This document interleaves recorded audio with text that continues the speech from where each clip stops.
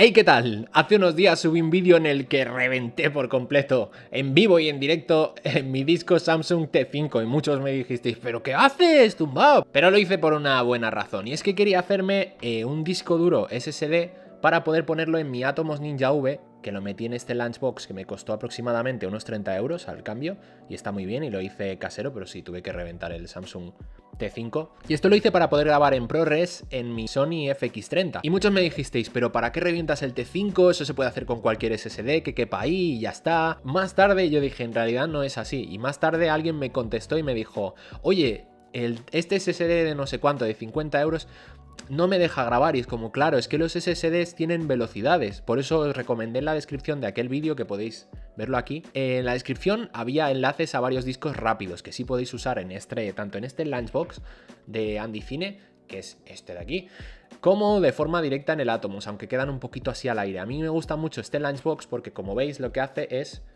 quedarse bloqueado. Y veis, no salta, queda dentro de los raíles del Atomos y queda muy bien sujeto. Entonces, por eso a mí me encanta esto y he decidido optar por esta opción.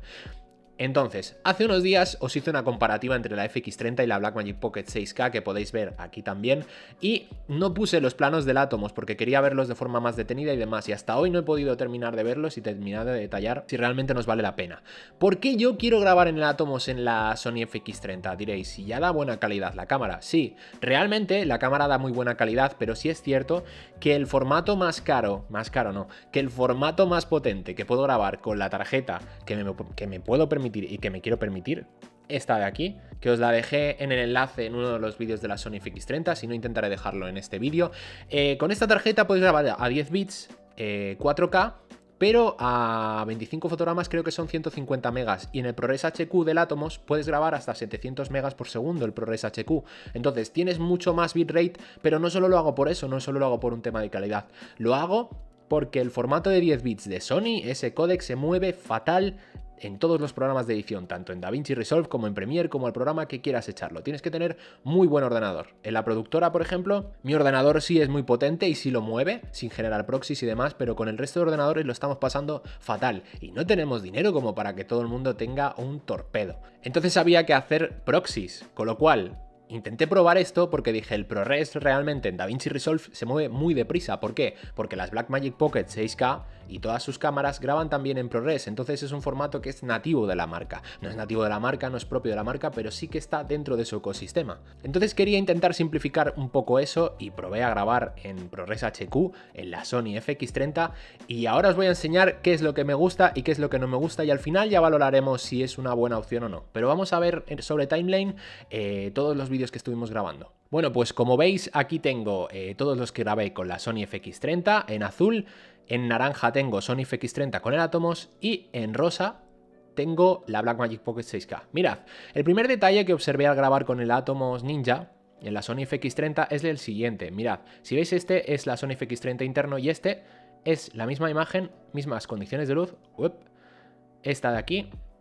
Y como veis está más contrastado. Yo al principio pensé, ostras, ha perdido pasos de luz, pero no, es contraste. ¿Qué ocurre? Podríais pensar, ostras, estamos perdiendo información. Eso es un latazo en color porque mirad, por ejemplo, si voy a darle color a la Sony FX30 en interno, yo puedo hacerle el Color Space Transform, que recordad que es el cambio del espacio cromático en español. Le ponemos el S-Gamut 3 Cine, S-Log 3, y como veis ya he hecho el cambio del espacio color. Y pasa el logarítmico a esta imagen más contrastada, en la que ya es un Rec 709, que es una imagen lista ya para distribuir. Pero claro, si hago exactamente lo mismo en la imagen del Atomos, sale muchísimo más contrastada. Y hemos perdido quizá algo de rango en las sombras, algo de información. Como veis, aquí las sombras están más levantaditas, tenemos más información. ¿Qué ocurre?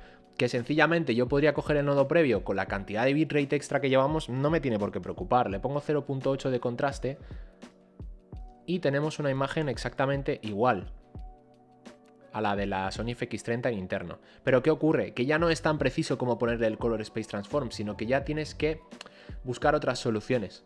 De todas formas, como íbamos a hacer color, no nos preocupa el tener que levantar un poquito la imagen y tener que saber esto. Pero yo os digo, más o menos es eso. Está como un poquito bajando el contraste a 0.8, 0.9, 0.7. Por ahí está más o menos la imagen tal cual nos la dejaría nuestra Sony de forma interna. Y luego nos tiene que preocupar porque al estar grabado en ProRes HQ tenemos un montón de información. Con lo cual, podemos tanto como levantar las sombras a tope.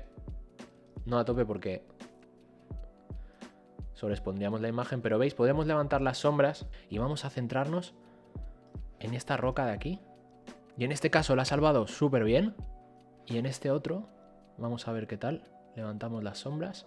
Y el anterior era el externo, el Atomos. Y en esta es la interna. Y también ha salvado muy bien esas sombras de las rocas. Vamos a ampliarlo. Vamos muy bien. Y no ha recuperado las sombras sin hacer ruido. Está genial. Aquí lo mismo. Y esto es en el Atomos. Mirad, en el Atomos. Mirad, esto es muy curioso. En el Atomos estáis viendo. Es el mismo nivel de exposición. Y de forma interna, la cámara no nos genera ese ruido, esa pérdida de información. Y en el Atomos sí empezamos a ver algo de ruidete. Y es que nos ha penalizado realmente ese contraste que ha aplicado sobre la imagen. Así que realmente en este caso sí nos estaría favoreciendo en cuanto a la edición, la velocidad de edición, y no tanto en el nivel de datos que tenga la imagen, porque como estáis viendo, ese contraste que nos aplica el Atomos se está penalizando en cierto modo. Vamos a ver otro detalle que a mí me pareció súper curioso y es este. Mirad, aquí como lo veis, de nuevo vuelve a aplicar cierto contraste. Si diferenciamos, este es el interno y este es el Atomos Ninja. Como veis, vuelve a aplicar contraste. Vamos a copiarle el color, le dejamos el Color Space Transform tal cual, se lo aplicamos al externo y al interno. Y como veis, esta es la original, esta es la Sony FX30 en interno y este es el Atomos. Como veis, en las sombras hemos perdido información aquí en el pelo, entonces vamos a primero investigar si podemos recuperar esa información. Vamos a darle contraste 0.8 para equipararlas. A ver, ahí las hemos equiparado más o menos. Y vamos a levantar las sombras para recuperar la información del pelo. Ahí la tendríamos. Y en la interna también. Levantamos sombras. Ok, vamos a verlas bien. Esta es la interna. Hemos recuperado la información del pelo. El pelo no hace excesivo ruido. No hemos perdido calidad de imagen, así que está genial. Y en la otra, que habíamos perdido algo de información en el contraste, vemos un pelín de ruido en el Atomos Ninja, que con el contraste habíamos perdido algo de información y ahora hace un poquito más de ruido. Si le damos zoom para verlo de más cerca, zoom por 4, esta es la Sony en interno y este es el Atomos Ninja. Como veis, sí que hay un ligero ruido extra. En este caso no es tan perceptible quizá como el de las rocas, pero sí, ya empiezan a estar ruidosas las sombras y no me acaban de molar, ¿eh? No me está molando esto, del contraste. Y como veis, si queréis probar en la Blackmagic, que la tengo justo aquí, y vamos a ver qué tal se comporta en las sombras, habrá que hacerle un Color Space Transform, pero de Blackmagic en este caso.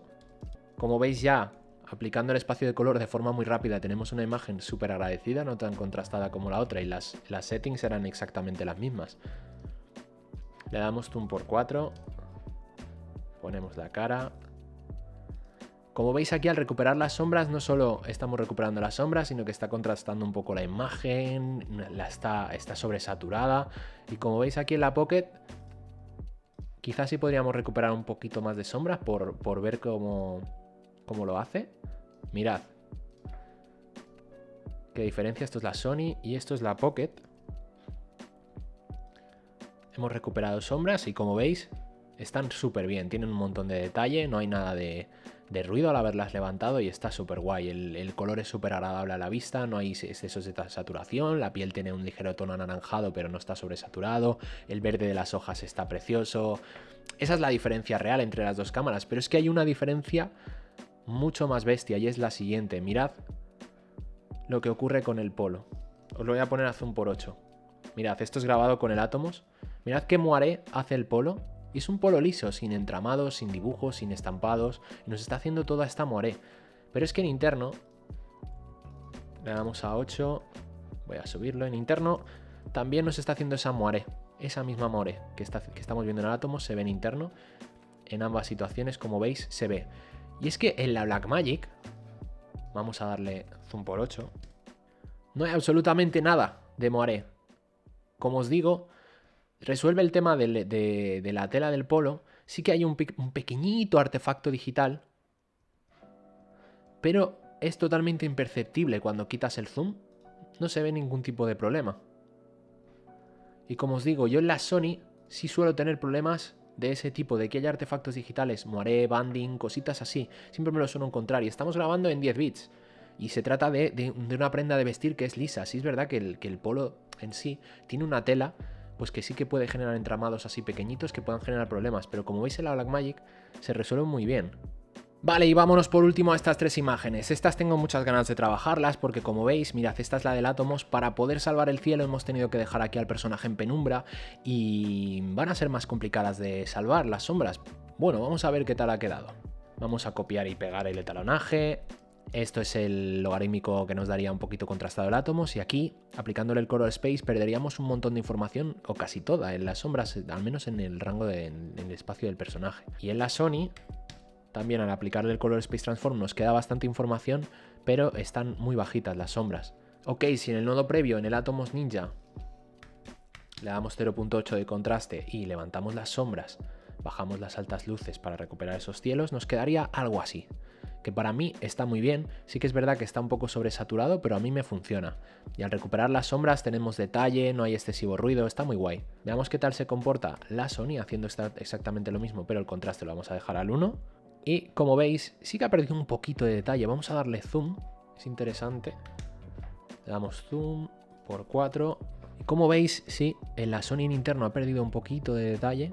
Y en el Atomos nos mantiene un poquito más de detalle al levantar las sombras, con lo cual podemos sacar esa conclusión de que en situaciones en las que hay bastante luz, como en el caso de la roca que hemos visto antes, las sombras se levantan muy bien en la Sony en interno y sin embargo en el Atomos con esa bajada de sombras nos da un poquito de ruidete, pero en situaciones de mucho contraste en el que hay un elemento que queda muy en penumbra, muy subexpuesto, el Atomos hace mucho mejor trabajo porque tiene mayor bitrate.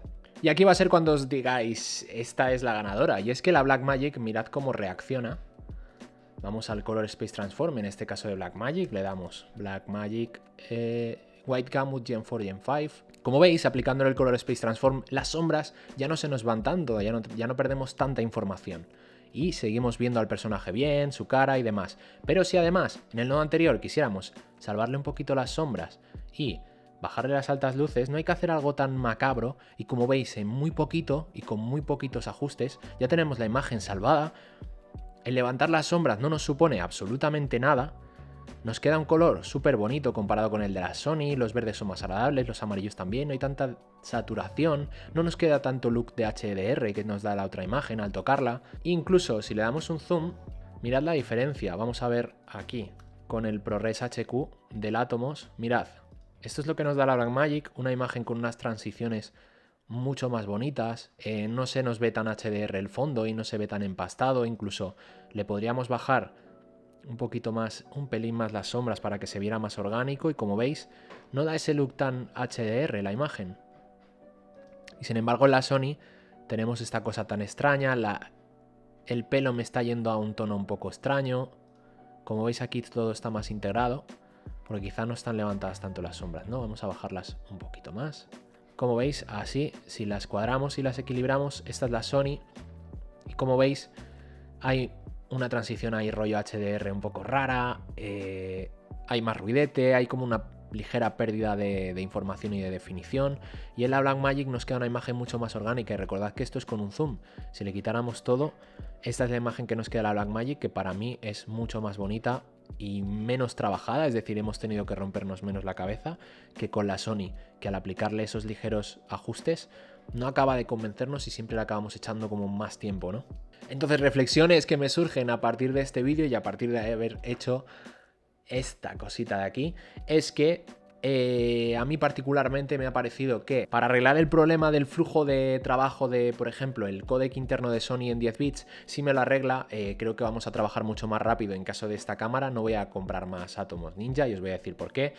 En el caso de la cámara, que yo ya disponía la Atomos Ninja, esto nos puede arreglar para nos puede ayudar a mejorar el flujo de trabajo y a no tener que arrastrar ese formato de Sony que no acaba de moverse bien en Blackmagic, en DaVinci Resolve, perdón, y en Premiere. Pero claro, ¿me da el Atomos Ninja V con una Sony las mismas garantías que una cámara de cine para un trabajo de un flujo, de una factura más alta o de una exigencia más alta?